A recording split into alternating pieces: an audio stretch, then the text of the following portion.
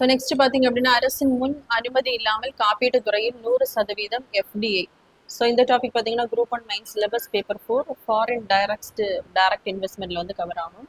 So மத்திய அரசு அல்லது ரிசர்வ் வங்கியின் முன் அனுமதி இல்லாமல் இனிமேல் பார்த்தீங்க அப்படின்னா இன்சூரன்ஸ் துறையில் வந்து வெளிநாட்டில் இருக்கக்கூடிய நிறுவனங்கள் வந்து 100% வந்து அவங்களுடைய மத்திய அரசின் அனுமதி இல்லாமல் என்ன பண்ணலாம் அப்படின்னா முதலீட்டை வந்து செய்து கொள்ளலாம். ஸோ இதில் பார்த்தீங்க அப்படின்னா அந்நிய செலவாணி மேலாண்மை விதிமுறைகள் 2026 படி இதை வந்து திருத்தம் பண்ணியிருக்காங்க இந்த விதியை. ஸோ இந்த விதியின்படி பார்த்தீங்க அப்படின்னா இப்போ ஒரு ஃபாரின்ல இருக்கக்கூடிய ஒரு நிறுவனம் பார்த்தீங்க அப்படின்னா இங்கே வந்து இன்சூரன்ஸ் நிறுவனம் ஆரம்பிக்கணும்னா அது வந்து யாருடைய அனுமதி தேவையில்லை அப்படின்னா சென்ட்ரல் கவர்மெண்ட் பிளஸ் ரிசர்வ் வங்கியினுடைய அனுமதி வந்து தேவையில்லை.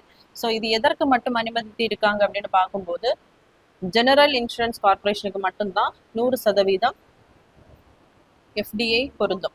ஸோ இதுக்கு முன்னாடி பார்த்தீங்க அப்படின்னா 74% இருக்கும், அதை வந்து 100% உயர்த்தி இருக்காங்க. ஸோ இதில் லைஃப் இன்சூரன்ஸ் கார்பரேஷனில் பார்த்தீங்க அப்படின்னா லைஃப் இன்சூரன்ஸ் அதில் பார்த்தீங்க அப்படின்னா 20% மட்டும்தான் ஃபாரின் டைரக்ட் இன்வெஸ்ட்மெண்ட் வந்து என்ன பண்ண முடியும் அப்படின்னா அவங்களுடைய அந்த முதலீடை வந்து பண்ண முடியும்.